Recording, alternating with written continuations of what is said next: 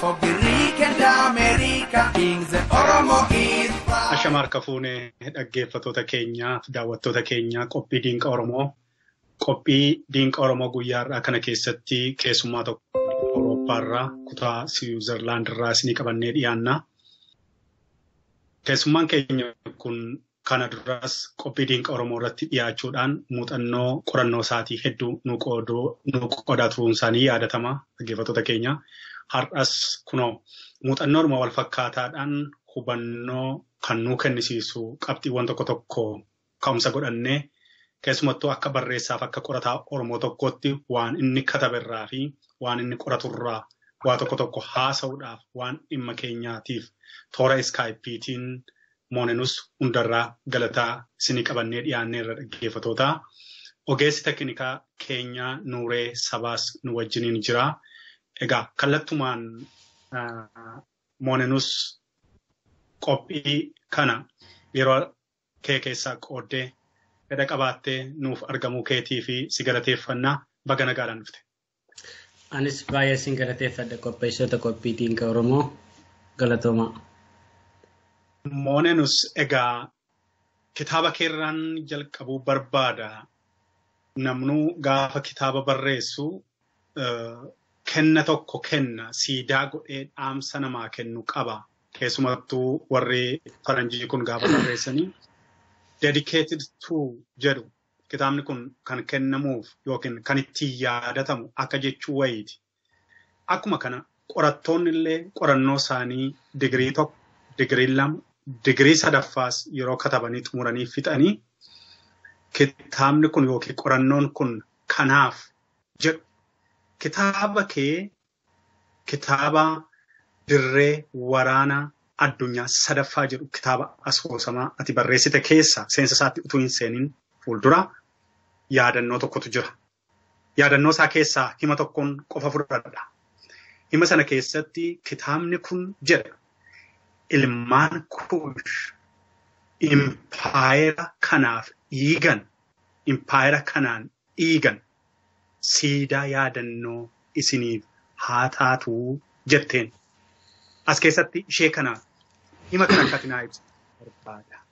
Ilmaan kuushaati jettu kun daangaansaa maali? Gaafa immoo jechoota wal jala taran kanaaf kan dhiigan kan jettee impaayera kanaan immoo dhiigan jette. Meeshee kanarraa waa tokko nuu himi.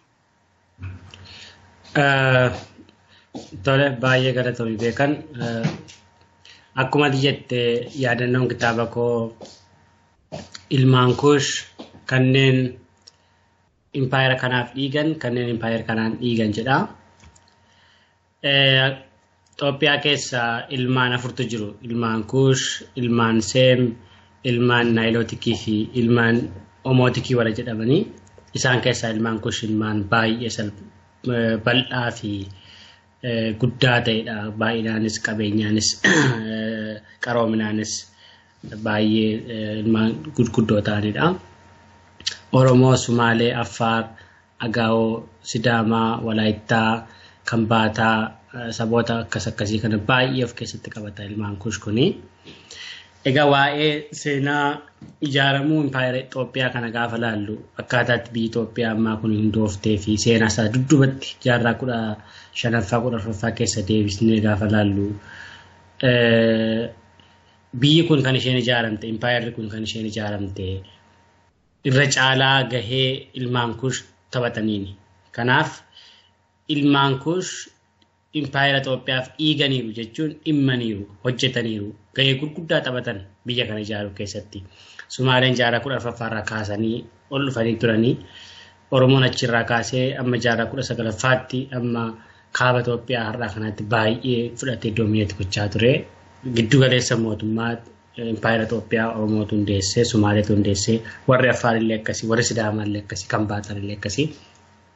Garuu seenaan kan kaa'uu fi wanti nuti dhageenyu akka gaheen ilmaan kuush kun baay'ee xiqqaa ta'etti baay'ee underestimate godhaniiti kan isaan kaa'an kan isaan barreessanii. Kana jechuun kireediitii isaa kan fudhatan ilmaan seemi. Ilmaan seemtu Itoophiyaatiin hundeesse Itoophiyaatiin ijaare kan jedhutti yeroo baay'ee duufee argama dhugaan jiru which means haasaan haasa'amu nuti illee kanuma fudhannee yeroo baay'ee kanatti yaadna garuu ilmaan kush Itoophiyaaf dhiiganiiru dhimmaniiruuf jechuudha kan si ajaa'ibu erga manni kun ijaarame erga impaayirri kun ijaarame booda jaarraa giddu galeessa jaarraa 20ffaa keessa giddu galeessa jaarraa 19ffaa booda ilmaan kush kun warri impaayira kana ijaaran walqixxummaatti kabajaan ilmaan seemmoo wajjin jiraachuudhaaf gaafa qabsoo kan biraa keessa qabsoo gara kutaa lamaffaa keessa gaafa seenan aadaa isaanii afaan isaanii kabachiisachuudhaaf gaafa deeman impaayira Itoophiyaa kun ilmaan kush dhiigsaa turte jechuun miidhaa turan ajjeesaa turanii hidhaa turan dararaa turanii isa kana seenaan yaadata kanaafi ani amma waanan beekuun waan harkatti qabu natti dhaga'ama waan ta'eedhaaf akka biyya kanaatti gaanfa Afrikaa keessatti gaheen ilmaan kush biyyoota gaanfa Afrikaa keessa jiran ijaaruu keessatti Soomaaliyaa ijaaruu keessatti Eertiriyaa ijaaruu keessatti Jibuutii ijaaruu keessatti Itoophiyaa ijaaruu keessatti Yugaandaa ijaaruu keessatti gaheen ilmaan kush baay'ee bal'aadha. Kush civilization baay'ee bal'aadha. Kanaafan kitaabni kun isaaniif yaadannoo haa taatu isaantu impaayira Itoophiyaa ijaaruuf dhiigee isaantu immoo deebi'ee isaanumaan dhiigee kan jedhu isaanumaaf kan yaadannoo godhee kenne jechuudha. Galatoomii ammumallee kitaabuma keettan si deebisa. Gaafin anitti aanes gaafadhullee ammas kitaabuma kee keessaa kitaaba kee keessaa maqumarraa gaafa kaanu maquma kitaabicharraati gaafa kaanu dirree waraana addunyaa sadaffaa jette. Hamma ammaatti seenaan kan beeku addunyaan kun waraana addunyaa lama keessumsiisteetti waraana addunyaa tokkoffaa fi waraana addunyaa lammaffaadha. Ati garuu maquma kitaaba kee gaafa laattu dirree waraana addunyaa sadaffaa jette. Asoosama kana gaafa kalaqxu immoo seenaawwan gaggabaaboo ati istoorii gaggabaaboo ati achi keessatti katabde akka gulaalaa tokko moggaasa maqaasaa keessaa falaasama jirudha. Keessumattuu maal jettee lafeen lafee kan jedhu jira. Lafeen lafa kan jedhu immoo jira. Magaalaa pilaaneettii itti kan jedhu immoo jira.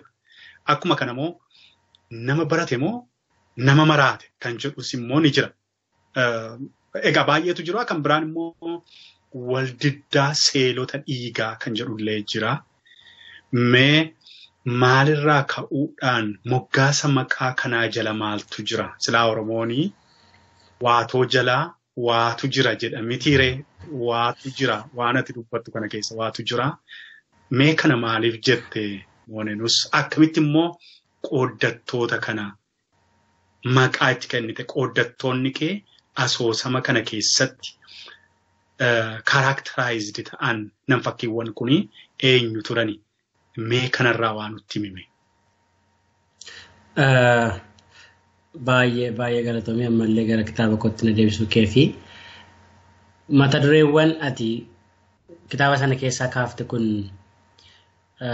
akkuma dhalataa Oromoo tokkootti akkuma ilma Oromoo tokkootti waanan waa'ee Oromoo yaadu isaan waa'ee Itoophiyaa yaadu falaasama jiru sana waan dhugaarratti hundaa'e rational Oromoo philosophy rational Ethiopian philosophy jechuun waanuma giddu galeessa ta'e objective waan ta'e subjective yoo ta'in waan qabatamaarraa ka'een wantoota ilaaledha. Isa jalqabaarraa sii ka'uuf lafeen lafa kan jedhu kana gaafa laallu incima otoo barraa'ee kun kitaaba guddaa ta'uu danda'a. Namoonni illee amma social media irraa ergadhaan bara 1913 as yaada kana kaasee booda namoonni tokko tokko itti fayyadamu lafeen lafeedhaaf jedhanii argina karaa baay'ee. Lafee gaafa jennu finna haadhoon haadhoodhaaf obboleessi obboleessaaf kan lafee wal keessaa qabu kan dhiiga wal keessaa qabu waliif dhimma wal jaallata wal barbaada waliif dhukkubsata waliif gammada walitti dhiyaata. Obbolaawwan walitti waamuudhaaf waamichi biraan hin barbaachisu sababni biraan hin barbaachisu. Lafee tokko ta'uun duwwaan fira tokko ta'uu duwwaan dhiiga tokko qabaachuu duwwaan gahaadha kan jedhudha. So lafee barbaada. Beekan anaan barbaada. Ani immoo badhaasaan barbaada. Akka kanaatti Oromoo barbaada. Hundumtiyyuu deemee gaafa laalu fira akka taane agarsiisuuf fira keessaayyuu fira aantee akka guutuu biyyaatti hundumti keenya firaa, hundumti keenya obbolaadha. Keessaa immoo warri ati wajjin dhalatte, warri ati wajjin guddatte immoo addatti warra sitti aanu jechuudha. Kanaaf baqqaana aantummaa jechuun lafeetti aanu lafee dhimma sana kaasuuf jedheeni. Kanaaf lafeen lafee jedheen kaa'ee inni lammaffaan lafeen lafa. Okay. Lafeen lafa kan jedhu kun gaafa deemnee ilaallu fakkeenyaaf amma namni maaliif iddoo dhalatetti yoo awwaalame maaliif jaallata? Otoo hin du'iin dura iddoo dhaloota tokkotti iddoo akkasitti na awwaalaa jedhee ilma isaatti, intala isaatti, fira isaatti dhaammata. Iddoon dhalootaa biyyi abbaa ofii lafee ofii wajjin hariiroo qaba. Jaallattee miti iddoo tokkotti kan dhalattu, jaallattee miti nama tokkorraa kan dhalattu. By default erga dhalattee garuu namni atirraa dhalattee fi iddoon asii dhalattee wal keessa gala. Kanaaf lafeen lafee barbaada, namni nama barbaada, firri fira barbaada, haadhoon haadhoo barbaada. Akkasuma immoo lafeen lafa isaaf ta'u barbaada, iddoo isaaf ta'u barbaada. Haasaa kana kan nuti finne actually kan koo duwwaa miti. Yaadni rimee kun konseptiin kan koo duwwaa miti. Baqqaanaa Waaqooyyaa kan jedhamu hiriyyaan qabaa.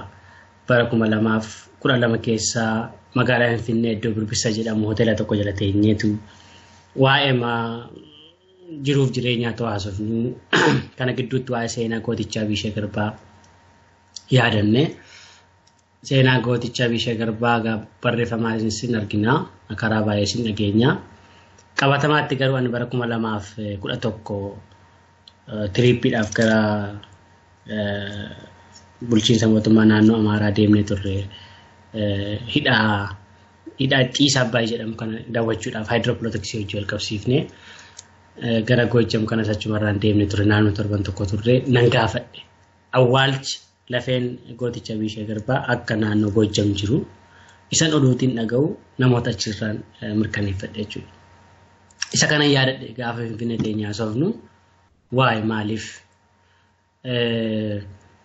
maaltaa bulchiinsi magaalaa Shaambuu yookaan immoo bulchiinsi godina Horroo Guduruu yookaan immoo guutummaa isaatti mootummaan naannoo Oromiyaa lafeen kun kan saatii kana Bishee Garbaati maal ta'a awwaalcha kana lafee kana gara biyya isaatti deebisanii iddoo seena qabeetti kokkorittatu awwaalanii yookaan immoo magaalaa guddoo Shaambuu keessatti maal ta'a siidaa guddaa ta'ee feetoo ijaarame maaliif achi ta'a kan jedhu natti dhaga'ama. Hayilee Gabrasillaasee argiteetta atileet Hayilee Gabrasillaaseen lafee haadhasaa Oromiyaa keessaa akka baaseeti kan inni deemee iddoo biraatti wanti awwaalchisee inni kun cubbuu miti yakkas miti siyaasallee miti inni kun akkasumatti by default namni iddootti dhalate barbaada waan ta'eef achitti awwaalamuu barbaada itti waamamuu barbaada waan ta'eef jechuudha. Kanaaf lafeen lafa. So lafeen gooticha Bishee Garbaa Shaambuutti deebi'uu qaba. Iddoo dhaloota isaatti deebi'uu qaba kan jedhu wajjin haasofne achi galee irri barrafne baay'ee yaade akkamitti deebisna maal goona jedhee yaadaa ture. Actually naaf hin mijannee garuu bal'isee bifa seenaa ta'uu danda'uun bifa kanaatiin kaa'uudhaa fi karakterizaation yookaan immoo koddataa gootichaa Bishee Garbaa fudhadheen nuti ijoolleen isaa as if we are nothing. Bisheen lafee keenyaa abbaa keenyaa ijoolleen isaa garuu isaaf yaaduu dinnee lafee keenya barbaaduu dinnee biyya ormaa jira iddoo isaa kan hin taane biyyoo ormaa keessa jira biyya ormaa jira biyya ormaa keessa jira jechuudha. Kanaaf isa kana qeequuf jedheen yookaan immoo dammaqsuuf jedhee yaada kana kaasee jechuudha. Inni lammaffaanii magaalaa pilaanetii biraarraa citte kan jedhu yaa baay'ee nama kofalchiisaa maal taate naan jedhu hiriyoonni koo kan naa barreessan jiru erga dubbisanii booda immoo maal jechuu akka barbaadanuu galeera warri jedhan jiru. Finfinnee irratti xiyyeeffata giddu galeessummaa isaa Finfinnee irratti xiyyeeffata achi keessaa bara kotaa 2008 kaasee amma 2011tti yommuu yuunivarsiitiin Finfinneetti barachaa ture magaalaa Finfinnee sana keessa gaafa deemnu gaati beektaa na caalaa beektaa kaaffee yoo seentee iddoo gabaa yoo deemtee mana baankii yoo deemtee mana mootummaa yoo deemtee iddoo kamiyyuu yoo deemtee bitaasi gala Finfinnee jechi jedhu kuniyyuu bitaasitti gala Oromiyaa keessa akka taate bitaasitti gala. Okay, beekamaadha magaalaan Finfinnee magaalaa sabaaf sablammoonni keessa jiraatanii magaalaa addunyaati magaalaa Afrikaati gaaffiin qabu garuu iddoomti tokko manumti tokko Oromoo fakkaatu ture jiraata ture yoo xinnaate maqaan iddoo Piyaassaan jedhamu kun birbisa ture 4 kiiloo 6 kiiloo maqaawwan Finfinnee keessa jiran yoo xinnaate otoo maqaa Oromoo ta'e maal ta'a kan jedhu yaada ture maaliif Oromoon fakkaatu akka waan lafti Finfinnee walgeessee xalayaa barreeffattee mootummaa biyya sana bulchuun maqaa keenya saganamaa hin barbaannu maqaa ammaatiin maqaa ammayyaatiin moggaasaa akka jedhanii iyyata galfatanii faatti fakkaata malee qullaa buufte magaalaa maraatte jechuun magaalaa sabaan hin fakkaanne magaalaa nama hin fakkaanne jedheen fudhadhe Finfinnee duwwaa miti. Shaambuu kaasee amma Gimbiitti deemeera. Oromiyaa keessa magaalaan hin deemne Dambidolloo qofaadha. Asoosaa deemeera, Shaashamannee deemeera, Yaa'aa Balloo deeme, Moyyaalee, Harargee deeme, Ciroo deeme argeera, Dirree Dawaa deemeera argeera, Naqamtee deemeera. Magaalaan tokkoyyuu kan Oromoo fakkaatu hin jiru. To your surprise, baay'ee si gaddisiisa. Magaalaan Oromoo fakkaatu hin jiru gaafa jennu magaalaan aadaan Oromoo jedhee kan sitti urgaa'u. Mana Oromoo kan taasisu haasaan haasa'amu wanti maal jedhama monumentiin jiru fakkeenyaaf maal jedhamani kun siidaawwan garaagaraa iddoowwan bashannanaa garaagaraa muuziyeemiin garaagaraa aadaa Oromoo wanti fakkeessu jiru magaalaan kun magaalaa biyya Oromiyaa keessa jiru Oromooti keessa jiraata baadiyyaatti magaalaa ta'e garuu faallaa Oromoo.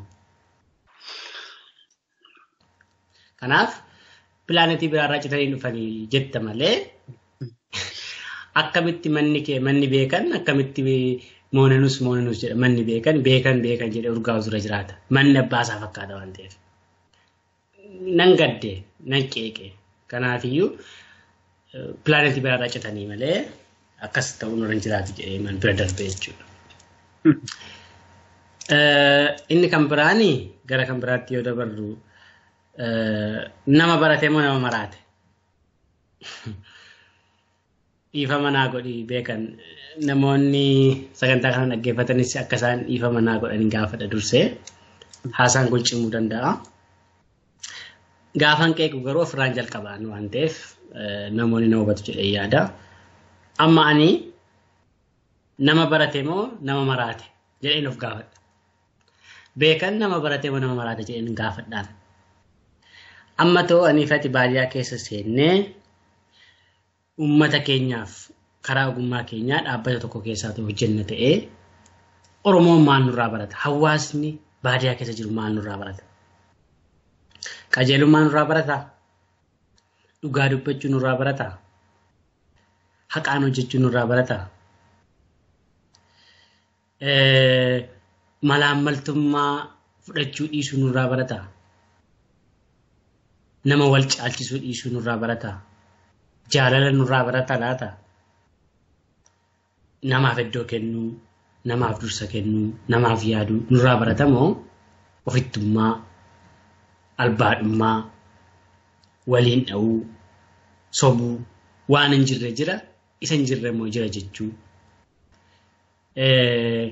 dhugaa haadha hiyyeessaa dhugaa sooressaan dhoksuu waan baay'ee isa kam nurraa arga laata uummanni hawaasni keenya maal nurraa barata biyyi keenya maal nurraa baratti ijoolleen xixinnoo maal nurraa baratu nama barate moo nama maraate giddu galeessatti kan hin fudhadhe barsiisaa tokkotu jira baadiyyaa iddoon ani itti dhaladhee guddadhe baay'ee si ajaa'iba hojiinsaa namni xinnoo yoo wal lole inni immoo bal'isa.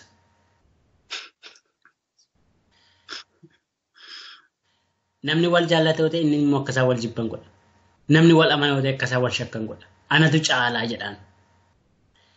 Harmooliin keenya abbooliin keenya warri baranne isa caalaa beeku.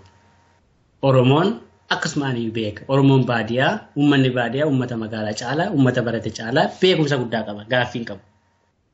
Isa kana eenyumtiyyuu falma jedhee yaadu yoo falmanis of tuulummaadha malee qabatamaatti garuu abbooliin keenya caalaa beekumsa guddaa qabu.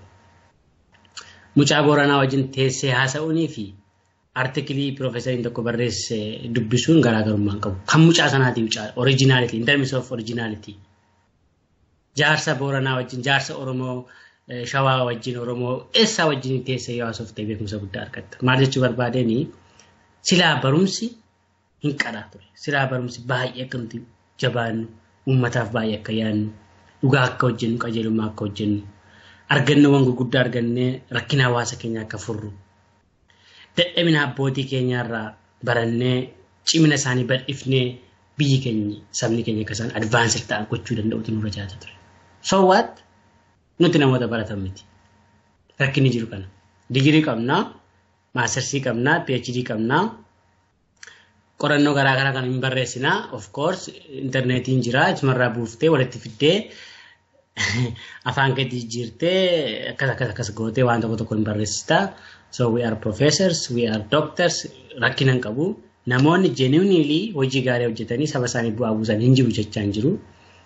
Isa kana yoo hin jedhe seenaanis na komataa, anis sobduun ta'a. Barumsi iddoo guddaa akka qabu, namoonni keenya baratan baay'een isaanii hojii guddaa akka isaan hojjetan beeka. Garuu hojiin nuti hojjennuuf jireenya faallaati. Isa kana argeetan maraatuun amma qullaa deemuun akka qaama isaatti qorru beeka. Sammuu isaa guutummaatti hin maraanne. Subconscious mind isaatu maraate malee guutummaa sammuu isaa hin dhabne. Okay? Nyaata qulqullina qabu yoo nyaate qaama isaaf akka ta'u beeka. Garuu jireenya isaa faallaa, hojiin isaa faallaa. Akkas taane beekan. Kanaafan nama barate moo nama maraate. Barsiisaa xiqqoorraa ka'een gara koo dhufe. Gara kee dhufe. Gara namoota gurguddoo dhufe. Maal hojjenna hojiin keenya maal fakkaata? Arguu namoota baratan immoo namoota maratan kan jedhu kana gaaffii keessan galchee kana keessatti of ilaaluu danda'utu nurra jiraata. Kana jechuun maal jechuudha? Barnoonni keenya, beekumsi keenya, dhugaa hawaasaa, hawaasni dhugaa qabaa, daran akka cimsinu, hawaasni beekumsa qabaa, isa yoo daran akka cimsinu, qajeelummaa qaba uummanni keenya, isa kana akka cimsinu. Haqa qaba uummanni keenya, waa'ee haqaa dubbachuun gowwummaadha. Haqa hawaasa keenyaa moor cimsinee, jabeessinee akka nuti hojjennu taasisuutu nurra jiraata malee. Kan sobu nuyi, kanaatu nuyi, kan waliin dha'u nuyi, waan hin jirre jira kan jedhu nuyi, kanaaf hin maraanne jedhee yaada kana kaasee jechuudha. Nan qeeqee jechuudha, dhiifama naa godhi, ofii koollee akka kanaatti ilaala. Inni sadaffaanii fi falaasama siyaasaa keessumaa Oromoo keessatti maaltu ta'aa jira? Itoophiyaa keessatti maaltu ta'aa jira? Gara fuulduraatti maaltu ta'uuf jira kan jedhuun xiinxala gabaabaan kaa'ee approachin ittiin fayyadame system theory approachidha or organic approachidha.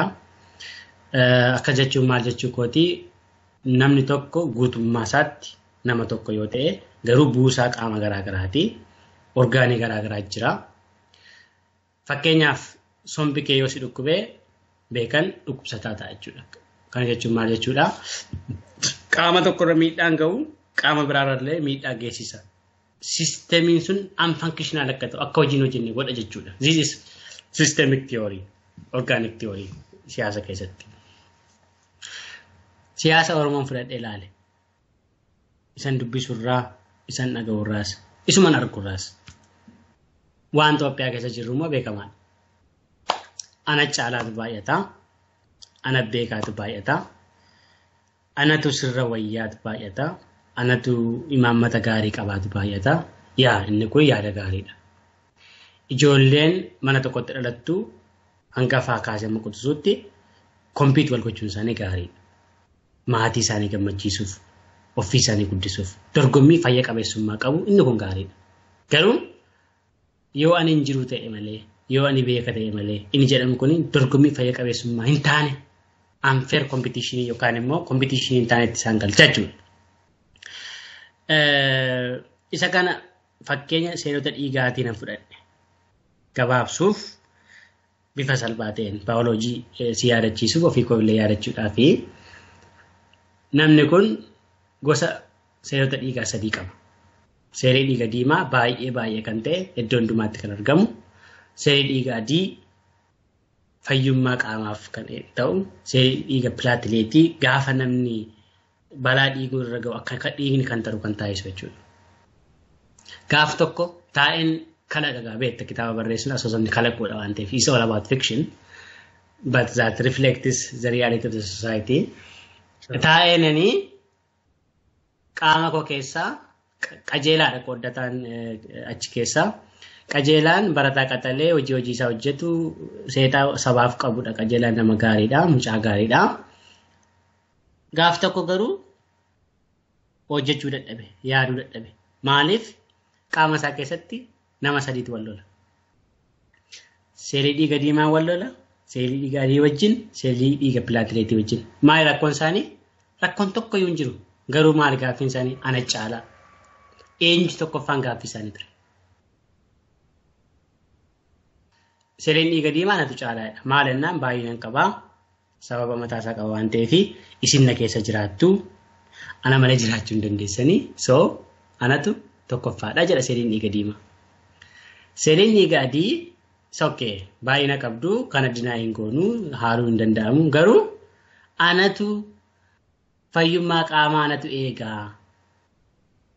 Security'n qaama tokko ana maal taate yaa seerri dhiiga diimaa. Dhukkubni akka nama qabanne kan godhu anatu tokkoffaadha jedhaan. Pilaatileetiinis akkasuma lamaan keessan iyyuu hin barbaachiftu garuu barbaachisummaan keessan haala mijataa keessatti. Gaafa namni tokko karaa irratti kufee dhiigu akka dhiigni sun kan taree namni sun akka hin duune kan godhu ana. So barbaachisummaan koo yeroo emergencyiti waan ta'eef anatu tokkoffaadhaatti pilaatileetiin. Wal falmuu, wal reebuu, walitti ka'uu. Maaliif sammuu bira deemnee murtoon argannu jedhanii yaadni kun dhiyaata. Gara sammuu deemanii. Sammuu jechuun siyaasa keessatti fakkeenya mootummaati. Sammuun himata isaaniin fudhatee dhaddachan taa'ee itti yaadee murtoo kenneef. Murtoo maal kenna? Murtoo akkamii kennettee yaadda? Murtoon sammuun kenne sadan keessaniyyuu qaamaaf baay'ee barbaachiftu. Walqixxee barbaachiftu. Ati tokkoffaa, ati lammaffaa, ati sadaffaa jechuun nu rakkisa. Bulchiinsi keenya kana ilaalee gaafa murteessu isin qaamaaf walqixxummaatti barbaachiftu nagaan galaa gaggeessan. Seerri dhiiga diimaa no. Sammuun gara warra adii fi gara warra pilaatileetii goree. Warra xixiqqoo kana deeggaraa jira sammuu. Unuun tokkoffaadha jechuutu jiraata. Dhugaa keenya dhokse. Jedhanii yeroo dhufan sana walitti naanna'anii deeggartoota isaanii baay'ifatanii gaggeessitoota isaanii filatanii abbaan nu wajjin bu'u nu wajjin haa bu'u inni kaan dhimma mataa isaatii onneen gara isaaniitii firuun gara isaaniitii qaamonni gara caaluun gara dhiiga diimaati maaliif isa malee hin jiraatanii isaa booda beetta onneen balbala 4 qaba kutaa 4 qaba achitti walga'ii nuufaa taasifamuudhaan. Okay. Guyyaa qabatanii gaafa walga'ii keenya teenyu nam tokko akka nu gidduutti hin argamne. Eenyu adiin nu gidduutti akka hin argamne, pilaatileetiin nu gidduutti akka hin argamne. Balbala keenya cufanne yeroo wal fakkaataatti iddoo wal fakkaataatti wal geenya lafuma isheen seentu arginaa jedhanii irratti walii galan. Beetta kaa gowwaan waan irratti walii galan baay'ee rakkisa.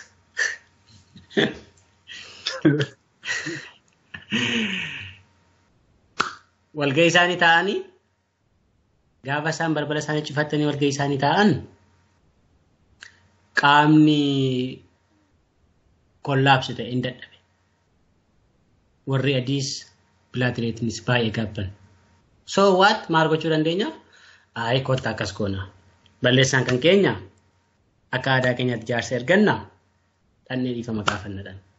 Pilaatileetii keessaas adii keessaas jaarsi filamee gara warra diimaa deemee dhaqanii balbala rukutan. Maal? Gaggeessitoota seerii dhiiga diimaa sobsiisuu barbaanna. Adaraan waa sobsiifamaa, adaraan kadhatamaadhaanii. Isaa booda gaggeessitoonni seerii dhiiga diimaa iddoo lamatti hiraman. Gareen tokko no after all jarittii kanaa wajjin teenyeedhuma hin haasofnu. Hiriyyaa keenya miti jarittiin kun. nurraa nyaattee nu keessa jiraattee akkas nuun jetti nurratti lola kaafti attee nu himatti no takka bukoof bilchaataa keenya gargaarannee warraa galleerraa jedhama gaafaan baadiyaatiin. Gareen biraa immoo no maaliif nu kabajanii jaarsa ergatanii akka aadaa keenyaatti teenyee isaan haasofsiifna. Waan isaan jedhanii dhaggeeffanna. Inni isaan jedhan yoo fedha keenya wajjin deemate maa rakkoo qaba. Tolee haa ta'u waanuma fedheefu isaanii wajjin haasofnaati yaada isaanii erga argannee booda mari'anna jedhanii walii galanii jaarsoliin seerii dhiigaa addiif pilaatileetii bakka bu'anii dhufan ilaamee dhiifama guddaa nu godha. Jalqaba irratti dhugaa kana akkasiin beektan barbaanna. Maal tokko isin nu malee jiraachuu dandeessu. Nuti immoo isin malee jiraachuu hin dandeenye. Isintu tokkoffaadha. Baay'ina qabdu. Isin keessa jiraanna. Isin baay'ee garraamiidha. Nu dandeessanitti baay'ee. Dogoggora keenyaan walitti buunee irraa dhiifama nu godha. Jiraachuu hin dandeenye. Ijoolleen nu jalaa dhumaa jirti. Namoonni gurguddoon nu jalaa dhumaa jiru. Dhiifama nu godha hin araaramu. Erga araaramnee maal haa ta'u isin tokkoffaa warri diimaa tokkoffaa nu keessaa immoo eenyu lamaffaa sadaffaa akka ta'e isinumtu murteessaa waan tokko nu galchu nuti nagaadhaan jiraachuu barbaanna jedhan. Okay kanuma haasaan keessan eeganu nagaan galaa yaada keessan gara deeggartoota keenyaatti gadi buufnee isaanii mariisifne jedhanii gara deeggartoota isaatti gaafa gadi buusan miseensonni tokko tokko akkuma warra kana tasuma arguun barbaadu jiretti kana no. Akkas nu goote tonuti akkas goone jirru baay'ee emotional ta'anii miira keessa galanii baay'ee aaran akkamitti isin yaada kana fuutanii gara keenyatti fiddu akkamitti isaanii wajjin teessanii haasoftu jedhanii baay'ee itti dheekkaman. Harki caalaan isaanii immoo raashinaaliidha. Okay rakkoon qabu erga fedha keenya baranii rakkina hin qabu jedhanii ta'anii wajjin haasa'anii isaa booda isaan akkas nu jedhanii tokkoffaan isintu baay'ina qaba. Isintu nu jiraachisa isin keessa jiraanna nuun jedhanii badii ammamaatti balleessineef immoo dhiifama gaafanneerra araara nu godha beenyaa isaa hin kaffalla jedhanii maa rakkoo qabaree akkuma kanaan duratti nu keessa jiraata isaanis nu barbaachisu nuti isaanis barbaachisna maa rakkoo qaba jedhanii gaggeessitoonni seerii dhiiga diimaa bifa kanaan dubbii kana xumuranii qajeelaan sababa dhiigonni kun sadan wal lolaniif inni burjaajee ture inni waan nyaatu wallaalee garatti deemu wallaalee ta'aa ture gaafa dhiigonni sadansaa araaraman nama nagaa ta'ee barataa qaxalee ta'etu gara hojii isaatti deeme. Maal argisiisa? Natu caalaa dhiifnee saba kanatu caala saba kanatu wayya dhiifnee eenyutu akka adiitti fakkeeffamu eenyutu akka diimaatti fakkeeffamu eenyutu akka pilaatiitti fakkeeffamu beekamaadha. Okay achi keessa galuun hin barbaachisu garuu baay'ina xiqqeenya miti dubbiin dhugaa irratti walii galuu fedha walii irratti walii galanii booda akkamitti akka wajjin jiraatan yoo tumsan akkas ta'a akkasiin ta'u taanaan garuu qaamni akka seera dhiiga diimaa ka'ee balbala isaa cufatee dubbiin akka hin kaane gaafas namni hamma ga'u wal baraa namni gaafa hamma ga'u wal baru wal kabajee wajjin jiraata rakkinni jiru maalidhaa? Amma ga'an waliin beekan. Oromoo keessatti ana caalaa, abalootu wayyaa, iddoo akkasii wayyaa, maalootu wayyaa kana maaliif haasa'ama beektaa? Hamma ga'an ofiin beekanii, hamma ga'an hamma namni kaan ga'us hin beekan. Gaafa namni hamma ga'u wal baru, wal kabajee, wal jaallatee, barbaachisummaa isaa walitti agarsiisee wajjin jiraata jechuudha. Kana agarsiisuuf jedheen wal diddaa Hayyoota dhiigaa jedhee kaa'e beekan. Galatoomi Moonenus Hundarraa keessumattuu akkaataa ati asoosama kee kana kalaqxee gadi fageenyaan duubee barnoota keellee waan giddu galeessa godhatee natti fakkaata sababiinsaa saayinsii siyaasaa qorattee politikaal saayinsii qorattee qophii keenya yeroo darbee keessatti kana baay'ee ibseeraa keessumattuu haala qabxii ati digirii lammataa irrattis digirii tokkoffaa irrattis ta'ee maal irratti barataa qaxalee barataa cimmaa kutataa akkaati taate dhaggeeffatoota keenyaan ga'een ture. Dhaloota qubee keessaa immoo namooti beektoliin akka kee umuriidhaan xiqqaa ta'anii waan bilchaataa akkasii yaadrimee biyya tokko gargaaruu danda'u, yaadrimee guutuu biyyaa qajeelchuu danda'u baattanii deemuun keessan innuu ogummaa aartiitiin bifa qola qabuun bifa nama hin miineen bifa miidhagaa fi bifa beekumsaan guutee bifa nagaa fiduu danda'u xiinxaluun kee egaa dubbistoota kee biratti ajaa'ibsiifannaa guddaa siilaataa jedheen abdadha. Mee achuma keessaa gabaabaatti kan naa deebistu kitaaba kee kana yoo maxxansitee eessaa argatu Moonenus?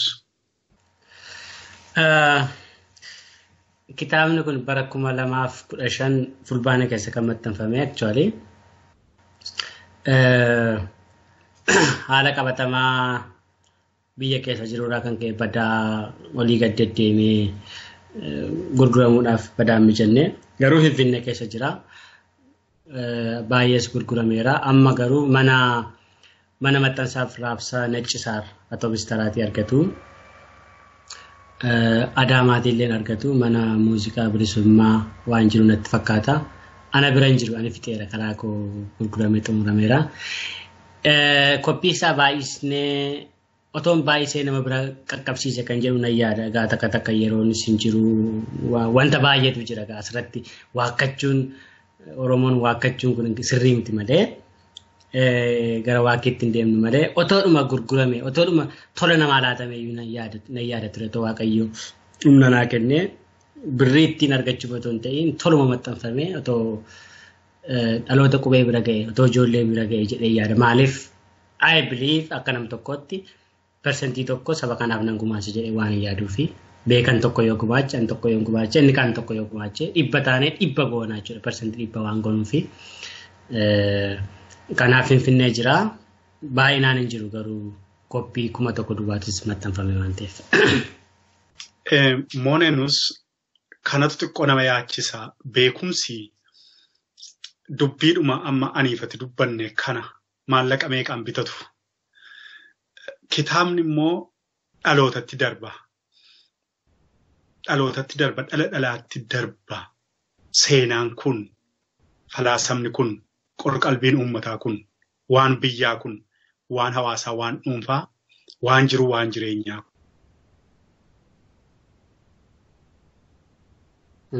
Saba hammana ga'uuf qophii 1,000 maxxansuun. Ammoo mee mana barumsaa meeqa keessaa dhalli Oromoo jira? Maaliif barreessitoonni Oromoo dargaggoonni akka keefsi fakkaatanii dhibbootarra darbanii kumootaan akka jiranii tisiqeenyaan nan beekaa, barreeffama isaan barreessan nan beekaa, beekumsa isaan qaban, akkatti isaan yaadan, ogummaa isaan qaban waan nama ajaa'ibu ta'uusaa barruuwwan Oromiyaa keessatti mamaxxanuu jalqabe ragaadha. Egaa rakkoo kanaaf kana fakkaatanii ammaaf keessa si deemsisee yeroo keessin saamuu rakkoo kana qorannoodhaan tarii booda itti deebinee beekumsi kun abbaa beekumsa sanaatiif akka dhaquu fi akka wal argatu gochuu irratti itti gaafatama guddaa qabna akka Oromootti kana Oromoon hunduutti yaaduun jedhu. Egaa amma immoo kitaaba kee isa qolaan dhaamsa guutee baadhate sanarraan xiqqoo irraa kaasee akka barataa akka ogeessa saayinsii siyaasaa ta'anii waa tokko si gaafadha. Moonenus siyaasa Oromoo impaayera Itoophiyaa keessatti akkamiin xiinxalta?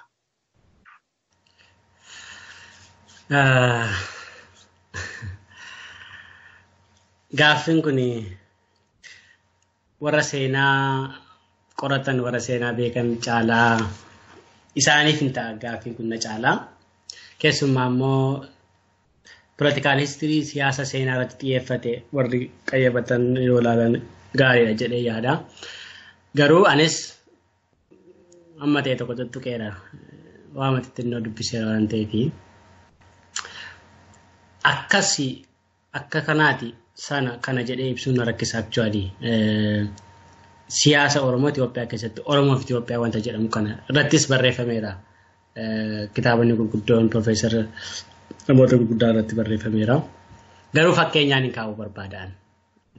Inni baay'ee gabaabsa waan ta'eedhaaf.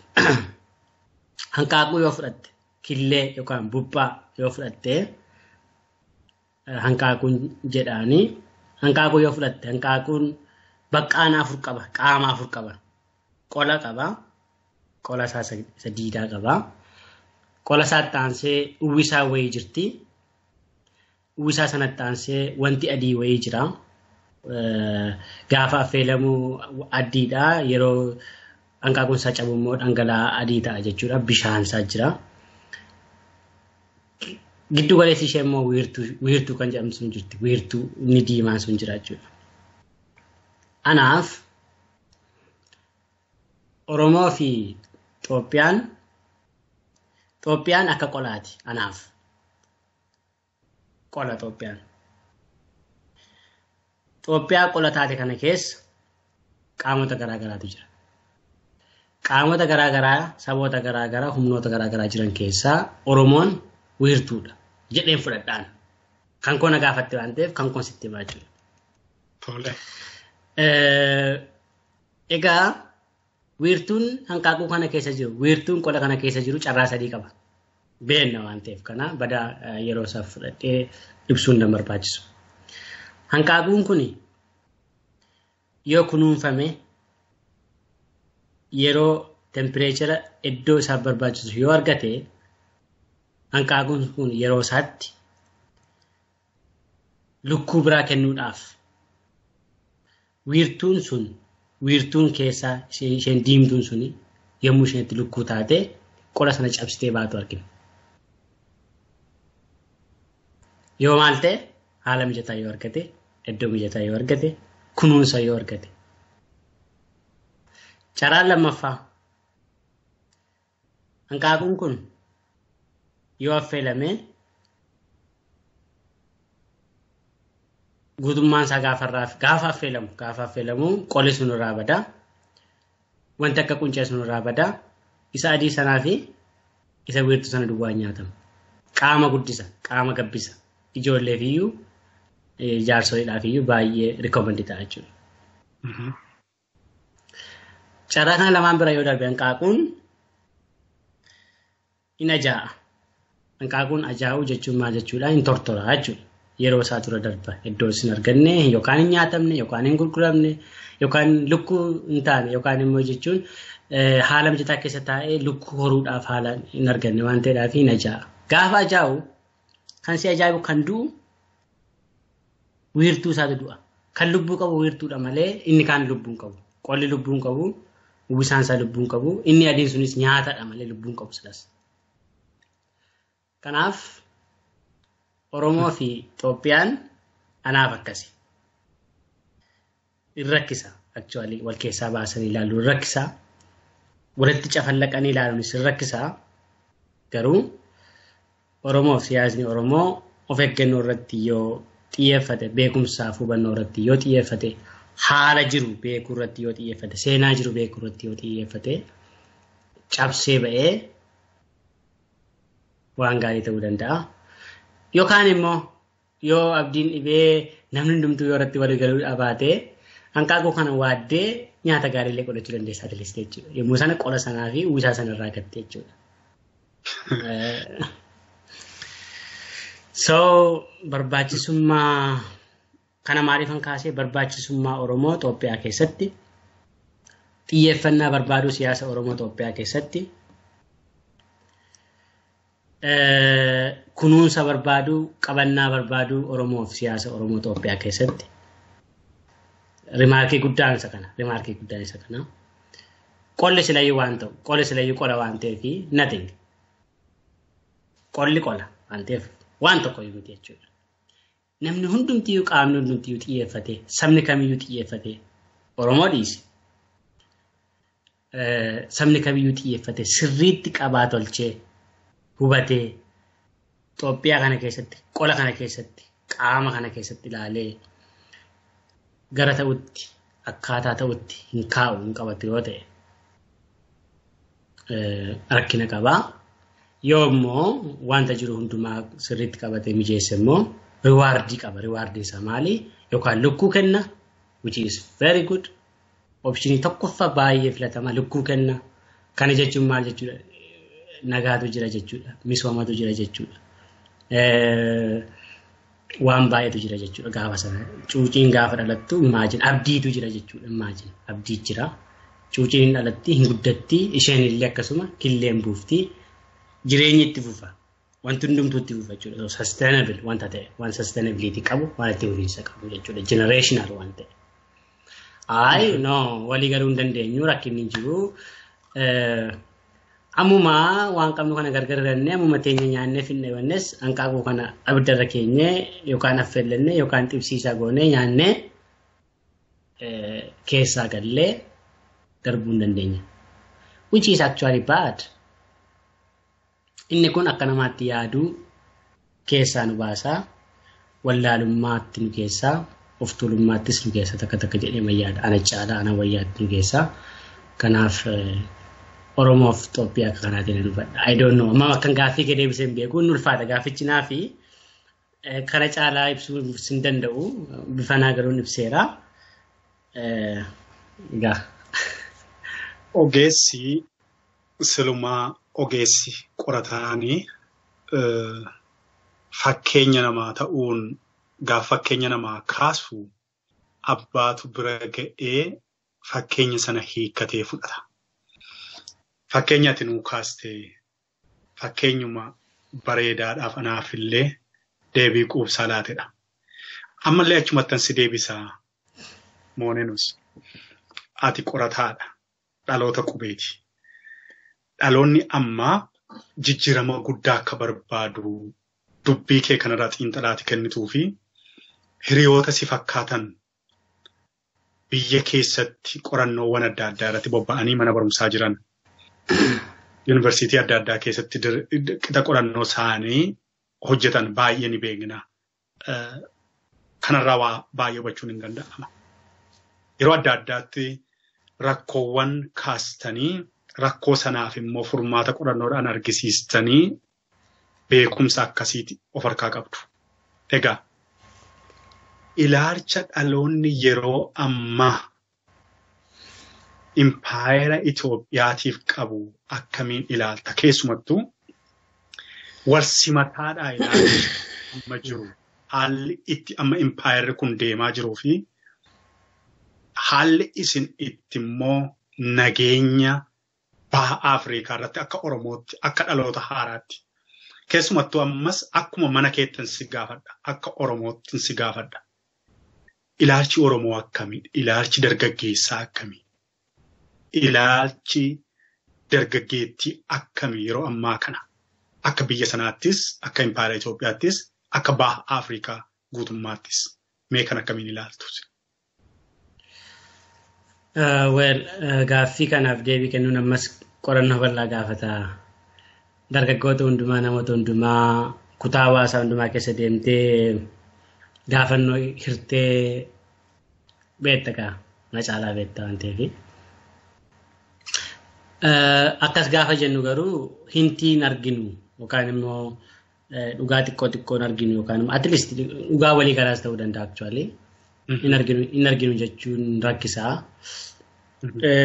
Ilaalcha dhaloonni ammaa keessumaa Oromoon ijoolleen Oromoo reef guddattu. Dhaloota qubeerraa kaasee warri nu duuba jiran kuni warri umurii korra jiran kuni akkaataan isaan Itoophiyaa ilaalan biyya Itoophiyaa kan impaayera Itoophiyaa kan akkamitti akka isaan ilaalanii ofii korraa kaasee ilaala. Badaanarraa fagoo miti kaan isaanii na dursu baay'ee na caalaniiru jedhee yaada. Kaan isaanii hubannaa manarra jiru jedhee yaada. Kaan isaanii motarii duuba koo jiru jedhee yaada. Namni hubannaa garaagaraa irra jiru waan ta'eef jijjiiramni waan jiru natti fakkaata.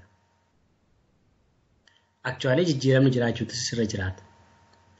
Gaafa seenaa siyaasa Itoophiyaa kana gaafa laallu inni kun saayinsii siyaasaa keessatti konseptii baay'ee guddaadha gaaffii natti mana gaafatti kun. Isteetiin yookaan immoo biyyi wanti jedhamu kun waan lama. Egaan bal'ata watee hin beeku achirraa yoon ka'e gaariidha. State is something that you perceive, perception, sadarkaa perceptionitti, sadarkaa ilaalchaatti biyyi maalidha siif jechuudha isa ammatti na gaafatte kana. Inni lammaffaa what is state in reality, the actual state. Biyyi jiru kuni gaafa akkasitti ilaaltu maal fakkaata jettee gaafatte jechuudha. Inni kun egaa wantoota teeknikaalii ta'an keessa galu keessa si gaafata. Walumaa galaatti maal agarsiisa kuni state society relationship. Hariiroo hawaasni biyyaa wajjin qabu, hariiroo namni dhuunfaa biyyaa wajjin qabu from two perspective. At ideal level sadarkaa yaadaattii fi practically hojii hojjetuun wantoota garaagaraatiin kan ittiin ibsamu jechuu barbaadeetan. Gaaffii keefi dhaloonni ammaa kun dhaloota darbeerraa waan barate natti fakkaata. Dhaloonni darbee karaa sadii ilaalu Itoophiyaa. Tokko dhibba keessaa dhibba maqaama Itoophiyaa jedhamu iyyuu dhaga'uu kan hin barbaanne, waamuus kan hin barbaanne, Itoophiyaa kana kan balaaleffatan, kan jibban jechuudha. Sababni isaa sababa maaliiti? Sababa seenaarraa kan ka'e. Hojii hojjetamuutu miidhaa isaanirra ga'eetu akka maqaa kana jibban taasise. Jara kanatti murteessuun isaan sirrii jechuu hin dandeessu. Sadarkaa perceptionitti maqaama Itoophiyaa jedhamu kan dhaga'uu hin dandeenye, arguu hin dandeenye even namoota akkasii jira jechuudha. Generation akkasii ture. Inni lammaffaan ilaalchi lammaffaan maal ture? Biyya Itoophiyaa jedhamu kana jaallatu ilaalcha madaalawaa qabuu fi garuu hojii achi keessatti hojjetamu jibbuu kanarraa kan ka'e xiyyeeffannoon isaanii biyya irratti otoo hin ta'in hojii hojjetamu irratti, namoota hojii kana hojjetan irratti. Okay? Mootummaa irratti, istiraakcharii irratti, governance irratti, bulchiinsa irratti xiyyeeffatu jechuudha. Inni sadaffaan obvious patriotic warra jedhaman kana akkuma lammii tokkotti warra biyya isaanii jaallatan innocently biyya jaallatan namni Itoophiyaa warri jaallatan jiru. Oromoo ta'anis abboonni keenya warri nu durii kana garaa isaanii guutuu Itoophiyaa kan jaallatan isa Amaarri jaallatu caalaa, isa Tigireen jaallatan caalaa, isa saboonni kaan jaallatan caalaa Itoophiyaa kan jaallatan jiru. Faaktiidha kun. Ilaalcha sadii jira jechuudha. Ilaalcha kam sirriidha sirrii miti jechuus hin qabnu, jechuus hin dandeenyu akka kanaatti kaa'uunis rakkisa. Dhaloonni ammaa kun garuu waan barate natti fakkaata. Tokko waan jaallachuu dandeessu jibbitee maaliif miidhamta? Lammaffaan yoo jibbites otoo hin jaallatiin kan ittiin miidhamtu yookaan immoo kan ittiin fayyadamtu what does it mean? Maal sii godhe? Sii galaa yaadni koo. Amma fakkeenyaaf Finfinneen jiraanne fakkeenyaaf Finfinneen jira. Finfinnee keessan jiraadha. Akka biyyaatti na yaada takka yoon jibbees yoon jaalladhes practically biyya empire Itoophiyaa jedhamtu keessan jira. Sii gala miti yaadni koo. Gaafa biyya alaa kana gaafa deemnu paaspoortiin keenya namni kan ittiin nu beeku ati Itoophiyaa irraa dhuftee, ati Eertiraa irraa dhuftee, ati Sumaalee irraa dhuftee jedhee nu gaafata. Dhaloonni kun kan argaa jira jechuudha. Gaafa barannu gaafa barsiifnu. Gaaffiin keenya, ilaalchi keenya qola sanarratti miti. Ilaa ammayyuu gara sanaatti hin deebi'an. Gaaffii qolaa miti. Gaaffii Itoophiyaa miti. Maqaan Itoophiyaa jedhamu kun, biyyi Itoophiyaa jedhamu kun biyya biraa, maqaa biraa ta'uu danda'a. Inni guddaan garuu maalidhaa? Practically qabatamaatti maaltu jira? Akkamitti ta'u dura jiraata? Jedhee dhaloonni kun waan gargar baafate natti fakkaata. So ilaalchuma madaalawaa ta'e. Very balanced perception. Jechuun ilaalcha madaalawaa ta'e. Lafti ani Keeniyaadhaan jennee lafti ani Itoophiyaadhaan jennee nama tokko waan ta'eef waan salphaa irratti maaliif yeroo keenya gumnaa yeroo biraan negotiate gochuu hin danda'ama barbaachisaa yoo ta'e. Kanaafiyyuu waa'ee Itoophiyaa kana akka qolaatti yaadnee kan kooti kun dargaggoonni baay'een isa kanatti yaadu jedhee bayyaada. So we need to be very smart. Baay'ee beekuutu nurra jiraata. Natti dhaga'amas actually. We are more Ethiopians than the others. Practically speaking. By the way, handhuura Oromiyaa keessa dhaabbatee namni Itoophiyaaf kan sirbu. Ani Itoophiyaadha kan jedhu Finfinnee keessa dhaabbataniiti. Qe'ee abbaa koo jechuudha. Oromii gubbaatii dhufee qe'ee abbaa koo dhaabbatee anatti Itoophiyaadha jedha taanaan ana abbaan qe'ee hamma makkan Itoophiyaadha fin jechuu danda'u imaajin. Ani Itoophiyummaa leellisaa hin jiru keessi gosna beeka namnis beeka. Garuu saayinsiin isaa loojikiin isaa badaan deemsisu jechuudhaaf hin jedhe.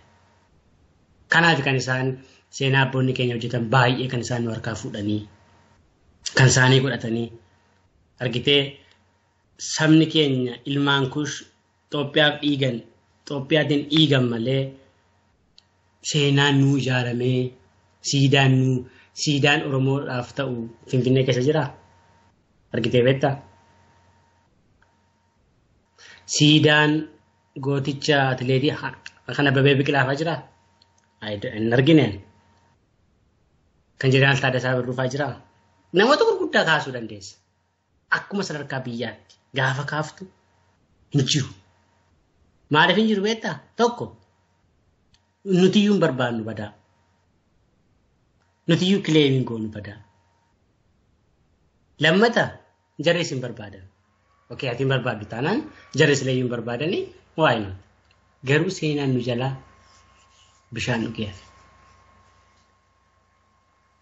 Akka nuti Itoophiyummaa keessaa gahee hin qabne, akka nuti Itoophiyaa ijaaruu keessaa gahee hin qabne, Oromoon akka keessaa qooda hin qabne, Affaar akka keessaa qooda hin qabne, Sumaaleen akka keessaa qooda hin qabne taasifame jechuudha. This is historical fault. Dogoggora guddaa abboonni keenya kan hojjetan nuti hojjechuun kan nurra hin jiraanne, praise gochuun kan nurra jiraatu. Ani Itoophiyaan ani akka lammii tokkotti ani nama Itoophiyaati. Oromoo ta'uun koo gaaffii hin qabu. So I deserve this one. Ani kanan barbaada. Gaaffiin qubee generation argitee gaaffiin dhaloota qubee maalidha? Well, ani Oromoodha, ani Itoophiyaadha. Afaan Oromoo afaan hojii federaalaa ta'utu irra jiraata. Akka maalitti akka sadarkaa biyyaatti. Why? We deserve more than the others. Eenyu caala deserve. Siigara miti yaadni koo. Ilaalchi Itoophiyaa kan dhaloota kanaa argee ilaalchi Itoophiyaa kan dhaloota kanaa akkas ta'aa waan jiru natti fakkaata. Yoo akkas ta'e gara isa sanaatti ceena. Gara isa kamitti? Gara isa kaanitti. Okay, waan baay'een jiraachuu danda'a. Waan abboonni keenya hawwan, waan nuti illee hawwinu wanti baay'een jira. Wanti xiqqoo akkasirraa kaafta. Maal jechuu kooti fakkeenyaaf afaan Oromoo afaan hojii federaalaa gochuun waan xiqqoodha. It's not big deal. Siidaa Abbabee Biqilaa bakka bu'u Finfinneetti ijaaruun it's not big deal. Waan guddaa miti kun. Oromoo si gammachiisee boqochiisee aannan obaasee waan gammachiisu miti. Saba kaanis waan aarsu miti actually. Siigara miti yaadni kun. Garuu achirraa jalqaba. Achii jalqaba. Claim gochuurraa jalqaba. Wanti keessa jira amma in postmodern states biyyoota yeroo ammaa kana keessatti maaltu jira? Conceptiin baay'een achi ture tokko jira. Negotiating statehood. Negotiating statehood jechuun maal jechuudha? Okay, biyyi jira. Biyya sana irratti garuu maal goona? Negotiate goona. Maal? Mallattoo isaa negotiate goona. Okay, biyyi kun kan keenya garuu mallattoon anaan bakka bu'u achi keessa hin jiru. Jettee teessee wajjin haasofta jechuudha. Oromoo maatiin beekama? Gadaatiin beekama.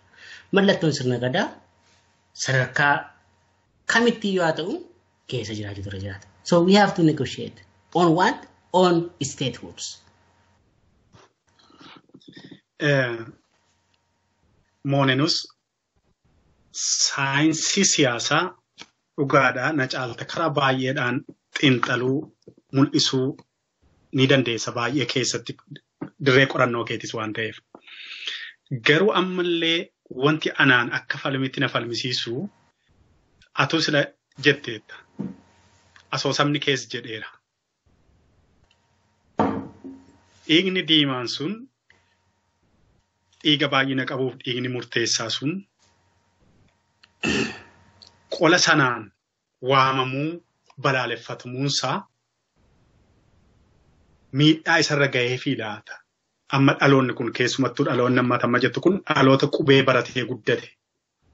Ana siin dabalatee qubeetti dhalanne qubeedhaan mana barumsaa finnee yuunivarsiitii seenne. Kan nuti barre, kan nuti beeknu waan Oromoo, waan Oromoon barbaadu, waan kana. Egaa dhalataan kun afaan hojii afaan federaalaa gochuu jette waan xiqqoodha jette. Waan xiqqoon kun dalagamuu dhabuunsaa garuu dhaloota amma hojii barbaadu sadarkaa federaalaatti dhufee hojii barbaadu hojiirraa dhiibeedha jira. Afaan kana wallaaluun. Afaan kansaasuun kabajaa dhabuun achi keessatti. Hojii federaalaatti gita federaalaatti hojiiwwan gurguddoof murteessoo ta'an akka biyyaatti jiru sana keessatti dhaloonni gaafa qooda dhabu maqaa sana ofirratti waamsisuudha balaaleffata. Akkatti jette dhugaadha jira qoodamni kun kategoriin kuni biyya keessasiiti Oromoo biyya alaatti tamsaan gidduullee waan lamaan kun hin adeema. Amma deeme asoosamni kee ati keessa sun waan Oromoo keessa jiru hundumaa kan agarsiisudha. Qaata jette bara eegumti diimaan sunuu achi gidduutti lamatti wal qoodanii jette. Argite inni sun sanaa inni kun kanaan ammas eessayyuu jira. Egaa sun falmiin kun egaa anaaf si gidduuttis waan dhumu dhiisuu danda'a kanuma adeemu ta'uu danda'a. Gaariidha barachuu jechuunis gaa yaada kana waliin fidanii as deebisanii achi deebisanii yaada kana ilaaluudha. Garuu dhaloonni dhalataa jiru maaltu dhalataa jiraadha?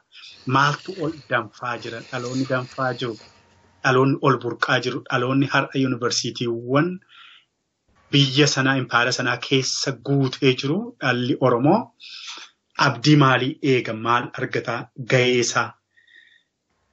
Eeginni guddaan sun qaama sana bulchuu irratti, mataa sana bulchuu irratti, mataa sana iddoo qabachuu irratti gaaffiinni qabu maaliidha? Kana deebisuun egaa wanti guddaan nageenyi sun kan barbaachisu deebii kana deebisaniiti. Egaa kana utuma bareeduu qophii keenya kan jalqabaa kana asirratti akka xumurruun si afeera dirqama yeroo koduukaa deemuudhaaf egaa dhaggeeffattoota keenya turtii hamma yoonaatti ture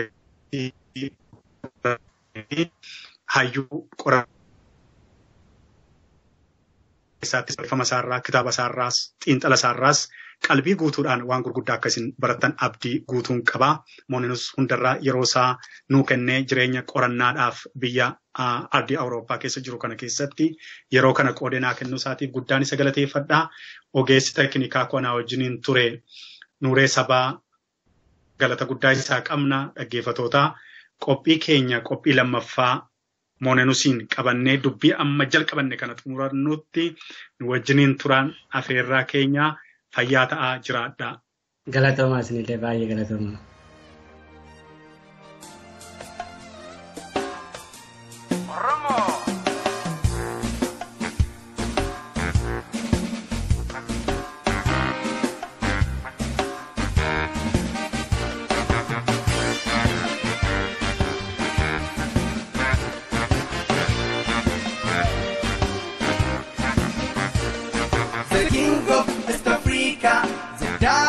Democracy before Greek and America. Diinqi Oromoo